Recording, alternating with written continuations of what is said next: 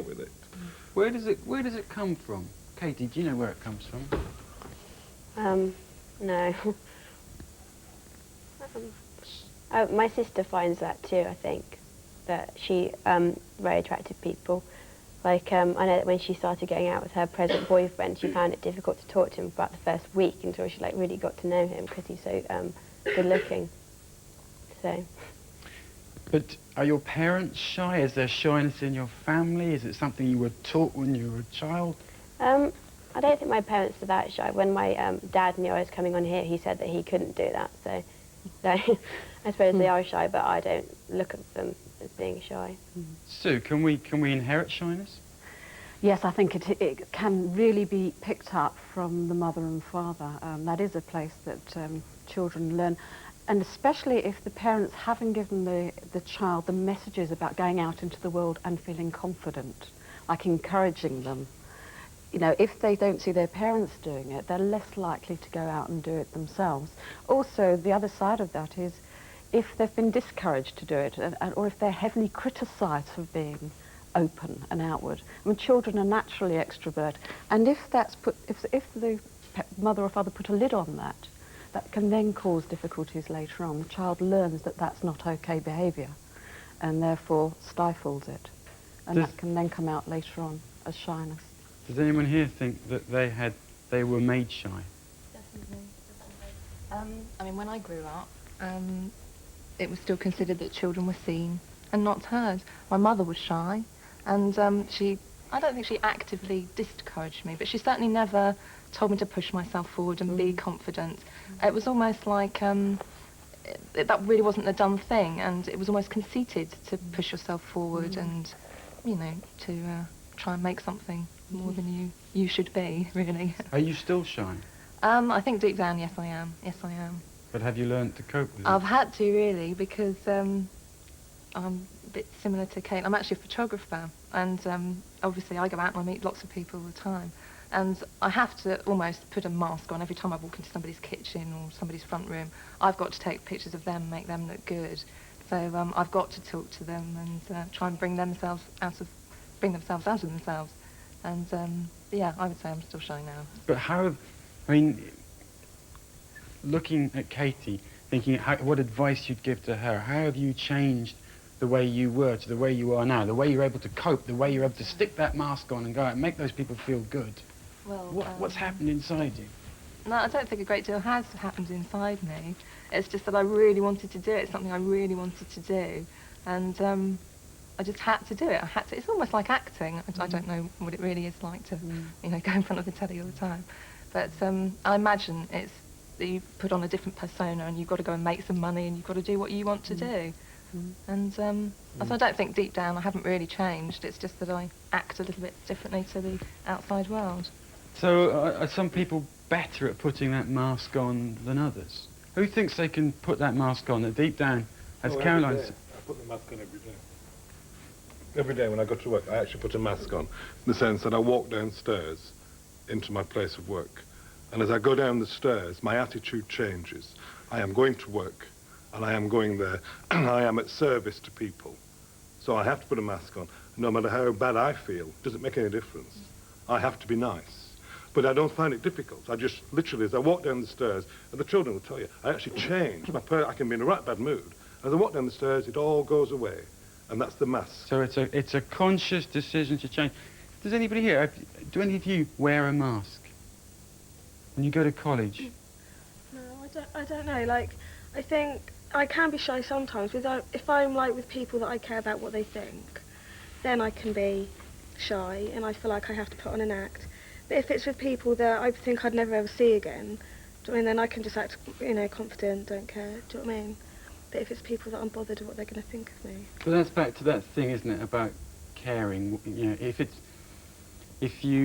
someone you fancy or someone that you want to impress in some way, then it can make you shy. Yeah, and then sometimes I feel I'd have to put on an act.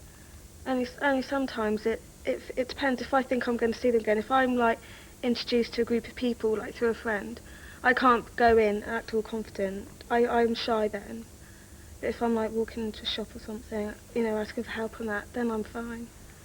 Can you identify with what Katie's talking about, that level of shyness? I mean, how far does your shyness go? What's the kind of most shy propel thing you've ever done?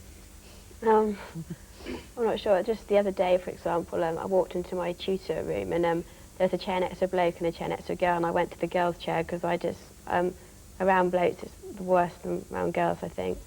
Why? I'm not sure that's from a very young child. I've been intimidated by men, so I don't really know why that is. But. Is that an intimidation thing or a sexual thing? Is it part of you that thinks, oh, you know, he's going to find me attractive or not find me attractive, or is it just I'm scared of men because of what they represent? I don't think I'm scared of men because of what they represent, because nowadays men and women are equal, really. I think it's probably more of a sexual thing, but... So what are you afraid of? I'm not sure, really. I don't know, just them judging me again, I suppose. It's just that people won't like me, or... But judging you in a sexual way? As attractive or unattractive, or... I suppose, yeah. It's not something like I've really thought deeply about, so I'm not really sure what it is, but it's definitely there, yeah. Does anyone else feel particularly shy of the opposite sex?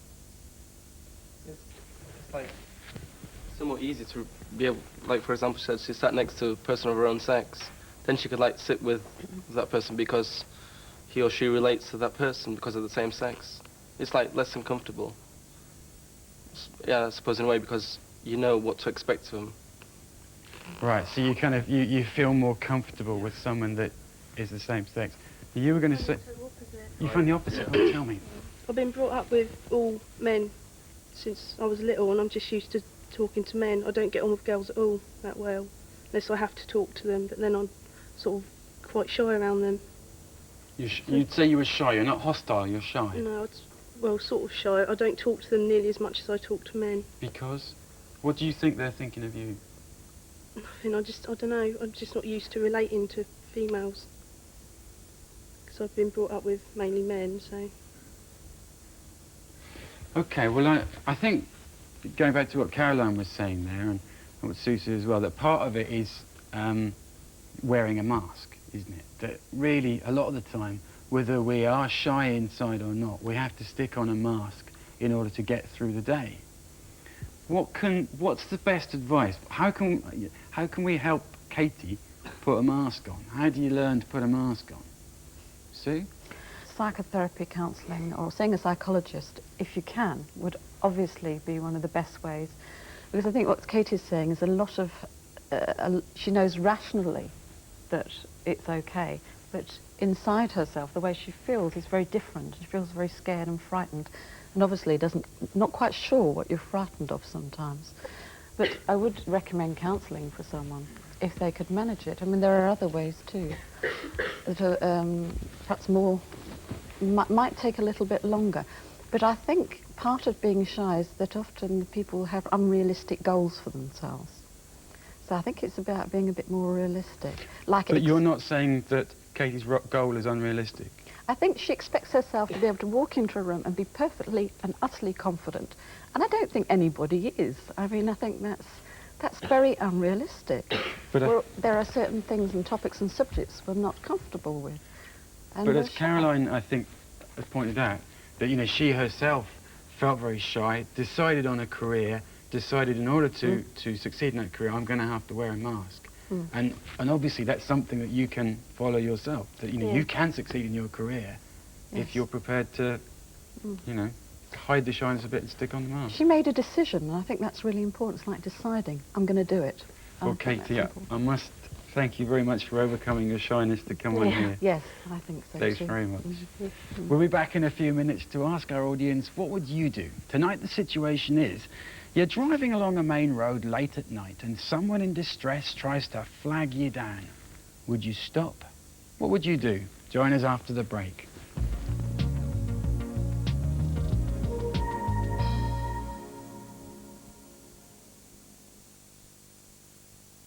Pure softness for your woolens. pure freshness for your cottons. Pure care for your delicates. Comfort Pure, a lightly fragranced fabric conditioner that's mild and gentle on your skin. Comfort Pure, gentle and mild. The best comfort care for your money, the Comfort Pure Refill Pack.